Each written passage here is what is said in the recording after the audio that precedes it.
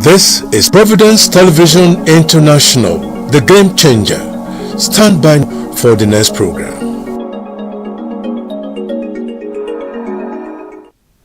A wonderful morning to you and welcome to the newspaper analysis segment on the Morning Drive Providence Television International. My name is Ugwebo Ikikwa, and with me in the studio is Dr. Emmanuel Egariwa. You're welcome to the studio. Yes, thank you very much. The first working day of the week. And I hope the week we run its course to make people happy so that they can face their businesses squarely. Exactly. So, with that, we're moving straight to the Daily Times newspaper, where we have the former president of Nigeria, Obasanjo, to leaders, utilize Nigeria's resources judiciously, laments, says God's gifts to Nigeria have been squandered. Well, we always talk about the squandering of riches, okay? And that is obvious from the way things have been going in the last few years. Obasanjo is not a man who talks glibly, even though a lot of people accuse him of also squandering some of our riches. But I think at this point in time, it is very obvious that things are not going the way we all expect, all right? So we imagine that the Council of States should look at this problem, or these problems, because we have a lot of problems. They should look at the problems holistically and create a pathway for permanent solution to some of these problems.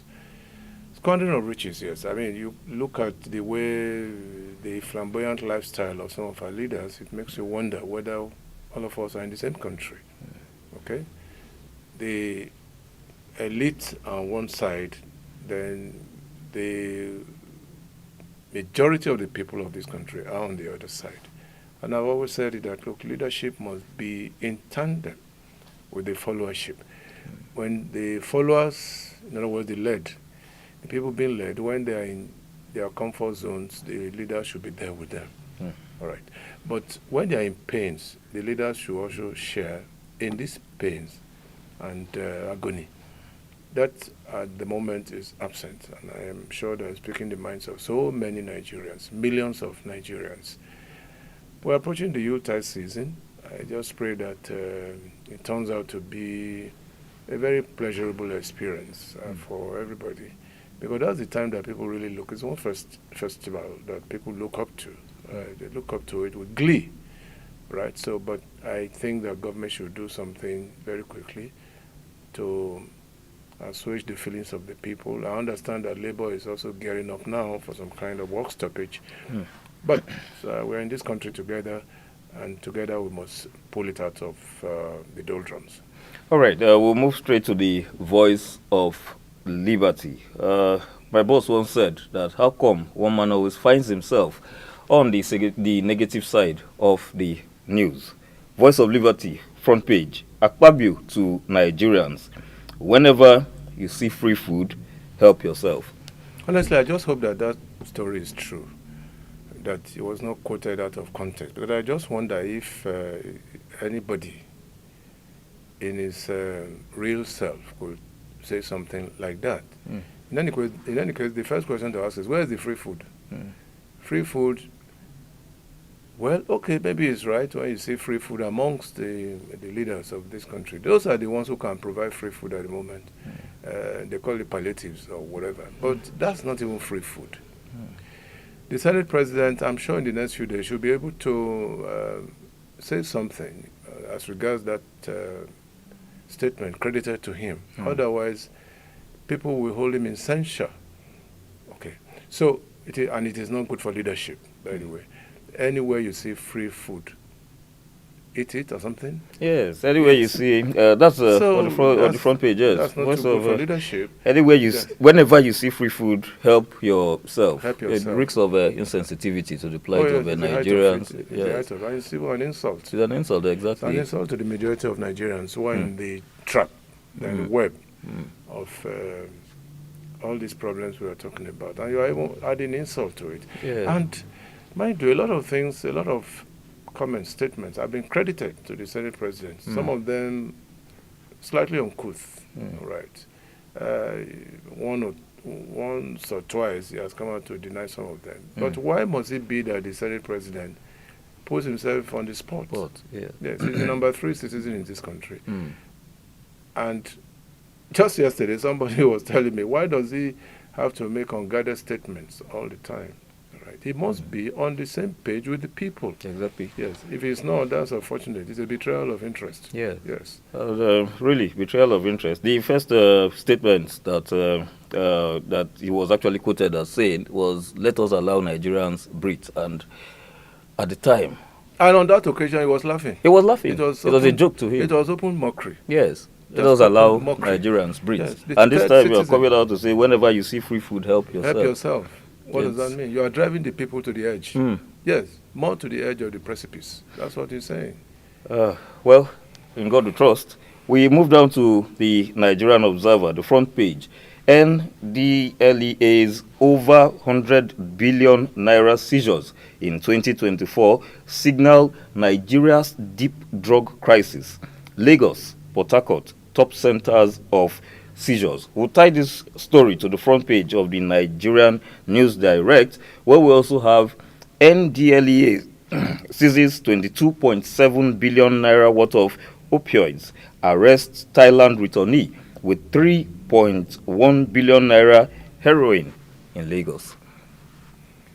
What the stories are telling us is that Nigeria is suddenly becoming a country of consumers and traders in drugs.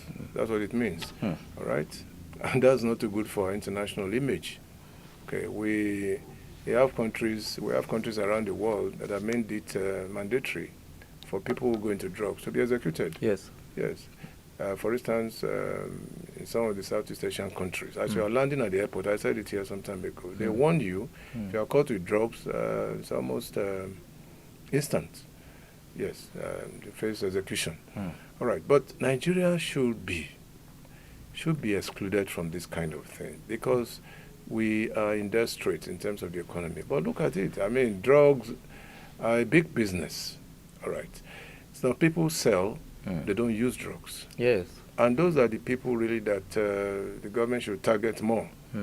They sell drugs to these young people who are trying to move away out of frustration. But that's not the best way. I mean, obviously, it's not excusable. Some of the young people who take drugs, who use drugs, they are vulnerable, and they are highly impressionable. Oh, this is what the guy somewhere is doing, and so they want to follow suit. But the thing about drugs is that it creates a moment of euphoria. After that, it wears off, and you're back to where you were. I have done a lot of documentaries on psychiatry. I've interviewed a lot of consultants in psychiatry, and the issue remains the same. People must stay away from drugs, particularly drugs of addiction. The best antidote to it is don't go there at all. Don't even start it, because once you start, it becomes a trap. Okay, and a lot of homes now are afflicted. Really, young people go into drugs. Okay, and if you use drugs, chances are that you have some mental imbalance, and that creates room for crimes, violent crimes, for instance, which is very prevalent in this country now. So that's a problem. But the solution, let me suggest that, yes, immigration should up its game, particularly at the point of entry, the airports. I mean, look at Port Harcourt and Lagos. These are two big international airports, okay? And look at the number of, the huge amount of drugs that have been seized. 3 billion naira worth of heroin. Yes, 3 billion. I said it, that it's a money-spinning business. But the government, I think the government should not just close its eyes. And it has happened in this country. To my own amazement, when you seize these drugs, who are the people, the contractors? Exactly. I don't think I remember any contractor that has been questioned or even apprehended. Usually the thing ends there. Yeah. In fact, sometimes it ends at the airport. It never goes beyond that point. And once it's a cartel, really. Yes, it's a kind of mafia organization. But government can break into it. Government can certainly break into it if they have the will, okay? But when accusing fingers are being pointed to places that Yes.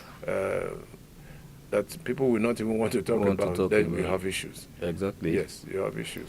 Well, we would actually talk about drug abuse, its effects, and all that. That should be later in the day, so please stay tuned. But we'll move over to the front page of the Daily Trust, where we have Lagdo Dam. High-risk states brace for floods. NIMET predicts thunderstorms, moderate rains in Taraba, Borno, others. As government asks residents to relocate, sets up IDP camps. We're always setting up IDP camps. Some of the IDP camps have even been washed away. That's the irony. They've been washed away. We knew about it some time ago. Okay? But I'm more scared of epidemics. Yes. For instance, I'm not talking about homelessness.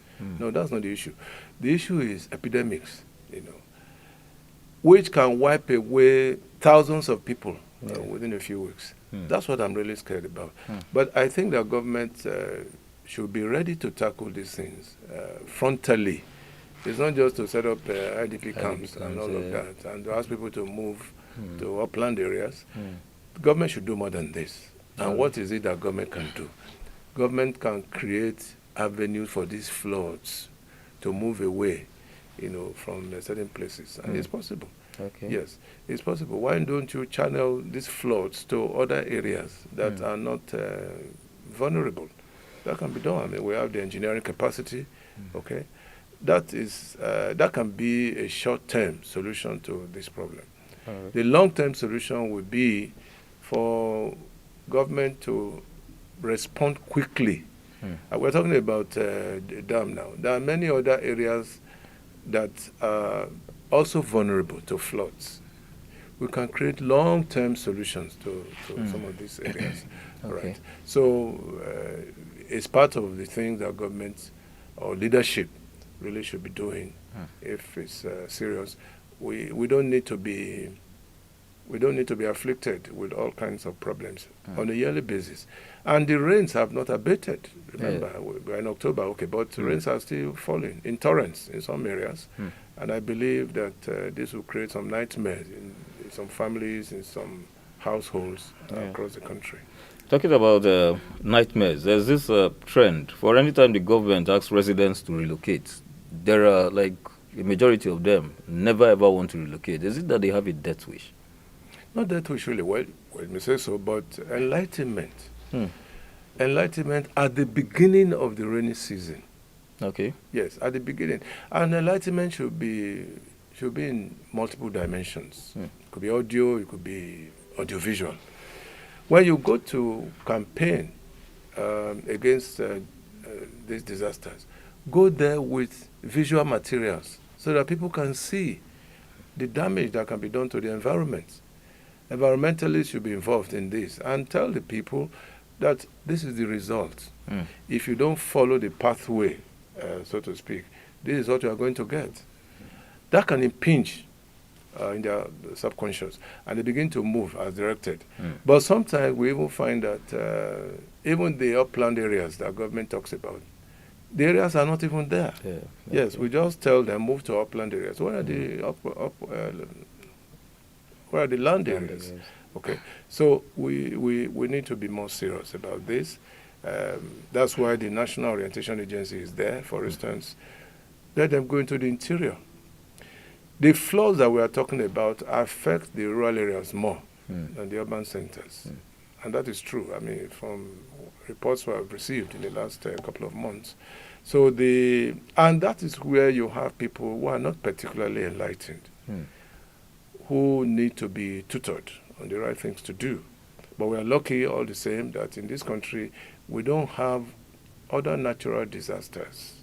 Because I've often asked the question, it's not a rhetorical question, that if we have situations where we are battered on a yearly basis by hurricane, by typhoon, by tsunamis, by wildfires, just as we see in the United States, what could we have been doing in such circumstances? Only floods, and we're just dancing around these situations. Well, We'll move now to fuel issues, petrol issues, as the case may be. Ipman, this is still on the front page of the Daily Trust. Ipman hopes for lower price as talks with Dangote begin. When are we going to stop dancing in circles? I mean, it has become our albatross. We keep talking about this fuel thing every day. Is it that we have no solution to it at all, or that we deliberately want to create problems for the people?